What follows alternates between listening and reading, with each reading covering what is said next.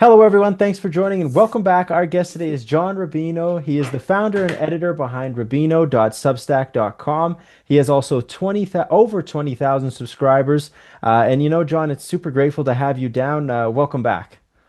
Hey, Ivan, good to talk to you again. Yeah, great to talk to you. I wanted to get you down to talk about all the exciting things that's happening in precious metals, everything that's happening in the financial markets. We were speaking a little bit before we aired about, the royalty companies and what's happening there in the MMA space. What's happening there if you want to, tune in the audience? Well, I mean, there's a ton of interesting stuff happening in the precious metal space right now because it's a bull market, and in bull markets, interesting things happen. But one of the things people are waiting for is the big burst of M&A. In other words, mergers and acquisitions in which bigger gold and silver miners buy out the smaller guys and then drive the price of the little miners up because, most people who are in this space um, tend to end up with a portfolio that has a bunch of explorers, these little microcap companies that Right. are 10 baggers if everything goes right. And the M&A pickup is what lights a fire under those stocks in most precious metals bull markets. So when the big guys start buying out the littler guys, there's your signal that those little tiny stocks that you wondered if they were ever going to go anywhere are getting ready to take off. So maybe this is the beginning here, but a signal that may be the case has just started happening in the last few days, and especially two big royalty companies, Royal Gold and Franco Nevada, just bought really big royalty streams. In other words, they contracted with another mine to help finance that mine's growth or its opening or whatever. And in return for that, they get a cut of the production of the mine. So it's a great business model. The royalty companies are very successful. They generate massive amounts of cash. Their stocks have done really well. But now that you've got the bigger players really stepping up to buy, one of the deals was for $500 million, which is very big in this space. The Yeah. other deal was for $1 billion. Wow. And $1 billion royalty deal is huge. It's a really impressive deal. So we're seeing some big numbers be tossed around. These guys have cash flow to play with, and they're clearly ready to spend it. So now expand that situation out to the miners who are also generating lots of cash flow from having gold go up by $1,000 an ounce in just the last year or so. And they're going to start, well, in theory, they're going to start buying each other out pretty aggressively here because that's normally the way it happens. And again, there's 50 million gold bugs around the world who've been waiting for this to happen, and it's finally starting to happen. So this is a very big deal in our Yeah. little community. And if it plays out the way it has in the past, we're about to get a lot richer. That's the key thing. Hello, my fellow silver and gold stacker. I just wanted to say thank you so much for watching the channel. Subscribe, please like the video, and also hit the notification bell. Keep stacking. And there's a lot of talk. I've had a few guests on this week talk about, in the physical side about the Comex. A lot of they don't know who it is, whether it's banks or governments, but they're taking delivery and standing for delivery for these gold bars in the Comex. Do you have any idea why they're doing it? Who's doing it? Do you have any idea for the Comex side for the physical deliveries? Well, I don't have any inside information about who's doing it, but conceptually, it makes a lot of sense. The world is going a bit crazy out there, on many different levels: geopolitical, financial, political. Yeah. And one of the things that you want in times of extreme stress and confusion and chaos is physical money like gold and silver. So it's likely that some or most of the people who are taking delivery on the COMEX are doing it because they want protection from what they see as financial chaos coming their way. So central banks are obviously really aggressive buyers of physical gold and to an extent silver. And regulatory changes in the banking industry have made gold more interesting as a reserve asset for commercial banks. So it could be some of them who are taking delivery now and using that um, using that or storing that physical as part of their high quality reserves, and it could just be rich people. There's a lot of paper wealth out there. A lot of it just got generated in tech stocks, Yeah. and also a lot of it got generated in cryptos. So it wouldn't surprise me in any way if a lot of the tech money and the crypto money right now is flowing into other things that are more stable. Because yes, you made a lot of money in tech. Tech stocks fell by 90% when the dot-com bubble burst in 2000. We could see a repeat of that again because tech stocks are that overvalued right now by most metrics. So if you've got a ton of Nvidia stock, you're very rich. Congratulations, nice play. But maybe you want to protect some of that paper wealth by moving into something like physical gold or silver that have held their value for 30 or for 3,000 years and are virtually guaranteed to hold their value going forward. Same thing with cryptos. Crypto guys, in order to really understand cryptos, you have to understand the nature of money. Right. Once you understand the nature of money, you have deep respect for gold and silver because they have functioned as money for, since the beginning of human civilization. And so the success of cryptos basically creates gold bugs. And the higher Bitcoin, for instance, goes, the more people are out there with paper wealth that might also want to shift some of that money into gold and silver. So that could account for some of the physical offtake on the Comex and some of the other metals exchanges. It's just the way the global financial system is evolving right now. What are your thoughts, John, on Powell? A lot of people are talking about why isn't he lowering interest rates? Some people are speculating that it's political. Some people are saying, it's because they're worried about this current administration and the unpredictability of it. What are your personal thoughts on what's happening with Powell? Is he on his? A lot of people are saying he's on his way out soon, and it's the end of his term is coming up. Why isn't he lowering interest rates? Well, that's an interesting situation because, the Fed, I don't think ever in history has cut interest rates when the stock market was at record kind of bubblicious levels and house prices were at record highs. And the federal government is running a massive crisis level deficit. There should be no reason for the Fed to cut and Mm, lots of reasons for the Fed to tighten with the things going on that I just mentioned. So right, it's not a surprise that they're not cutting. But on the other hand of that ledger, you've got Donald Trump, who's an easy money guy. I mean, he's a real estate developer, and in real estate, lower or zero interest rates are the best thing in the world. And so right. he's president, but he's still who he is, and he really wants lower interest rates, and I think he'll get them somehow, one way or the other. Either Powell and the rest of the Fed governors will start cutting. You can point to some macro things that make cutting defensible, I guess. We just had some bad labor market numbers, for instance, but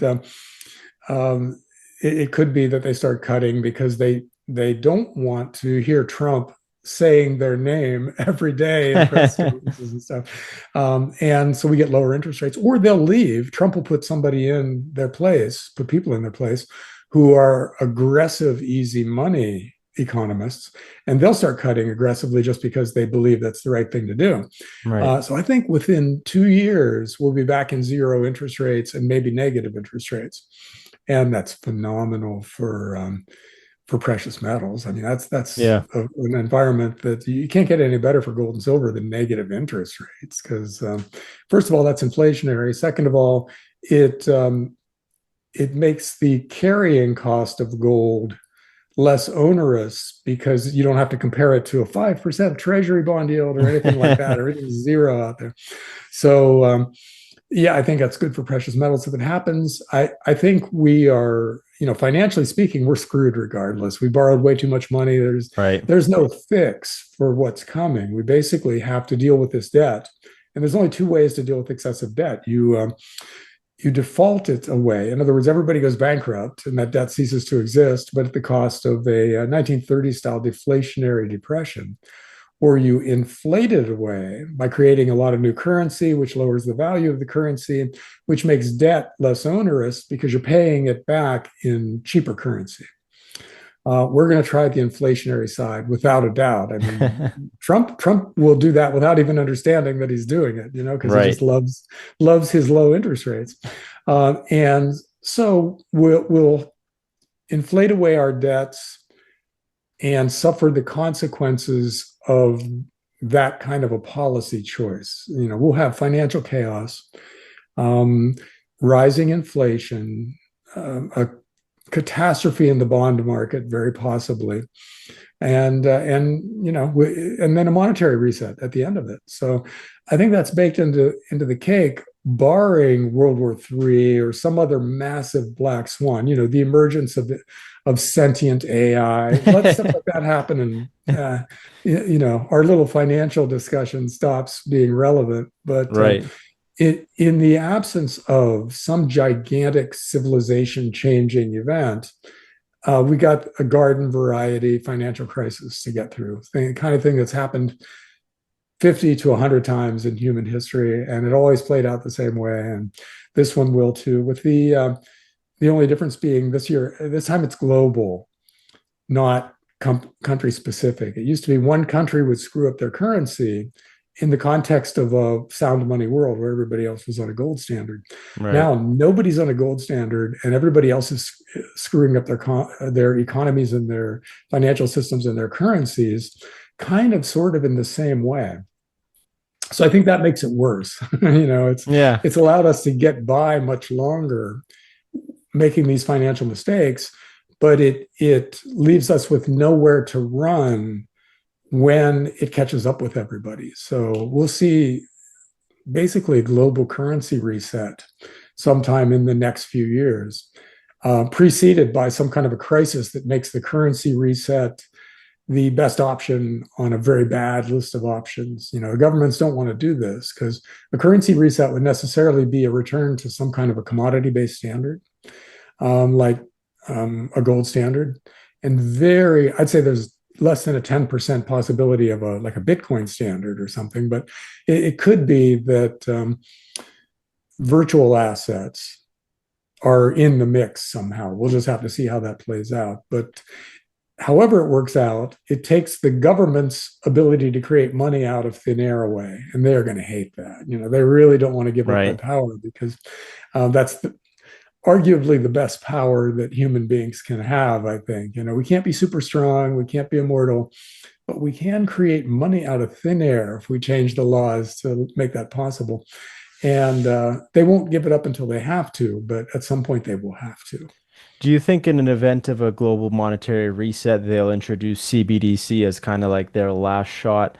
So nothing is bad. So there isn't a gold back standard, or do you think they'll be successful with a CBDC? How would that play out? What do you think the Fed would do? Well, two things. I think they absolutely want central bank digital currency (CBDC), but more of as a control mechanism than as a alternative currency, because Oh, okay. that gives them total transparency, or gives us total transparency, to the government. They can see everything we're doing, and that is a powerful tool for controlling us. If they can get into our banking system and just eliminate our bank account, or require us to stop spending money on a given politician because that politician is anti-war or whatever, they'll be able to do all that stuff with Right. CBDCs. So they'll absolutely try it. But a currency that is digital and run by the Fed is still a fiat currency, and that doesn't make the debt go away. So we still have to deal with that debt. So if we switched instantly tomorrow, for instance, to a CBDC, we would still have a gigantic financial crisis coming our way because the debt would still be out there. It would have to be wiped out in some way. And so a CBDC is kind of a separate story to the inflation-driven currency crisis that leads to the monetary reset. That's another thing that has to happen, even if we're completely digital. If we've done away with cash, Right. all of our money is just computer code, and we still have a gigantic financial crisis coming our way because that Right. debt has been converted to CBDC or to crypto or something, but it still has to be paid back. You still have to create wealth with which to pay off your debts when you're a deeply indebted entity of any kind. And we can't create enough wealth to pay off the debt that exists right now. So, the CBDC thing is more of an added layer of complexity to an already complex story. But I don't think it's the main story unless we're dumb enough to allow governments to just impose global CBDCs on all of us. And I think there's enough of an understanding of what money is, because now you've got the gold bugs, you've got the crypto guys, who neither of which are going to accept converting all of their money, their real money, into some Fed coin or something like that. So I think there's a critical mass of people out there that understand the threat that CBDCs present, and it'll allow us to keep them from happening. We'll see. It could be that they toss a new pandemic and a war into the mix just to soften us up, and then at some point we're just so beaten down that we accept anything that the government wants to give us, and that's conceivable. But hopefully, it doesn't happen that way. If John, if this is just hypothetical, like speculation, kind of talking off the top of my head, but central banks, they can print money into existence, they can create money out of thin air. It's completely fiat. Um, can they ever just say, you know what, we're scrapping the debt, we're scrapping the US dollar, we're starting fresh. There's no more $37 trillion debt. Like, is that ever a possibility? That the term for that is a debt jubilee. Okay. And basically, nah, that doesn't work. But partially because a lot of the debt out there is somebody else's asset, so it's a Wow. liability, but it's also a thing that represents the wealth of some very big, very powerful entities out there. So you wipe out that debt, and you're going to have an insurrection on your hands, and it would be incredibly destabilizing. And if you wipe out, for instance, that whole side of the ledger, the whole debit Right. side of the ledger, but not the currency that's in the world, that's massively inflationary, because then you've just got all this totally unbacked currency sloshing around, and you still got the deficits that you're running. So nah, It doesn't work, yeah. it it it might be tried, but it would almost certainly crash the currency. And And so, sorry to cut you off. And the only reason why I think of that, because in World War One, they had in Germany when they lost the war, they had that the Treaty of was it Treaty of Versailles where they, Versailles. yeah, Versailles, where they had to pay reparations. As the coming of their new leader, he completely did away with that, and they didn't have to. I don't know what happened after that, but he just got. They didn't have to pay reparations anymore. Well, what happened was they tried to pay reparations by just printing the currency and Right. giving it to the people they owed money to. That caused the biggest hyperinflation of living memory, where you got all these pictures of people taking wheelbarrows full of cash to the grocery store to get bread, or throwing it in a furnace to heat the house and stuff. So the Right. currency became worthless. And what they did was they borrowed a bunch of gold from the rest of the world and went back on a gold standard. So Really? instantly, yeah, instantly, this was like a 3-year process from hyperinflation to stable currency on a gold standard. Happened very quickly, and so they went forward with a gold standard from there. But in the process, they wiped out the savings of a whole generation. They just basically destroyed their culture, and they got Hitler. So it's not the kind of thing where there's a pain-free exit from it. You have to impose pain on somebody in order to, and that's the same thing with the currency reset now, by the way. If we were just to tomorrow go back to a gold standard, then the gold bugs would be rich. The people with land, the owners of farmland like Bill Gates, would be rich. But the people who trusted the government and held cash in a bank account, cash under the mattress, or bonds would be impoverished. And we would have to deal with the fact that we wiped out the savings of this huge part of the population. And who knows where that takes us? It'll be very destabilizing politically. Still the best solution, but it's not an easy solution. None of this stuff Right. is easy or pain free now. We've just put ourselves in a position where we're choosing the type of pain that we're going to inflict on the world.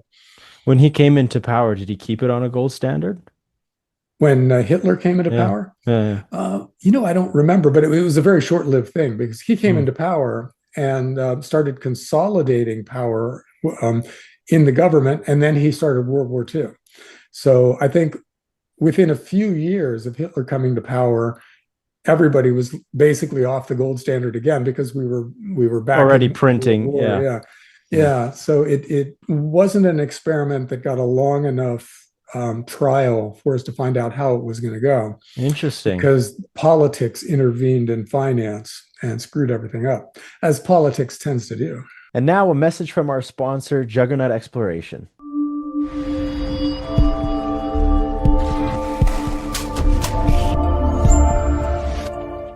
One of the more exciting ones, I think, is Juggernaut. I know some people say, well, lightning can't strike twice, and but look, I think one of the things you got to reflect on is that some of the guys who work here at Juggernaut are some of the same geologists that basically found and have now advanced sherbet at Goliath, okay, over the past years. So they have a very different way of thinking about exploration in the Golden Triangle than most other geologists, okay? And they've gone out and they've identified what could be another sherbet type target here. And the size of these veins is absolutely jaw-dropping. My hunch is these guys are onto something pretty special. The link in the description is right below for Juggernaut Exploration. Now back to the episode. Yeah. Wow, that's interesting. It's a great little history lesson that you gave us there. But John, I want to thank you so much for coming down and speaking to the silver and gold community, the investing community here on this channel. I really want people to connect with you. I'm going to put your Substack in the link below. Is that the only place they can connect with you, or is there more social media? No, that is it. Just Substack. So yeah, that link would be really appreciated, Ivan. Thanks. Yeah, I'll put it right. Everyone watching this, click the description right below, and you can check out John's Substack. I highly recommend you do. And John, thank you so much for coming and speaking to everyone in the silver and gold community. It was a great conversation we had today, and as everything develops, would love to have you on soon. Thanks, Ivan. Look forward to it. Talk to you soon.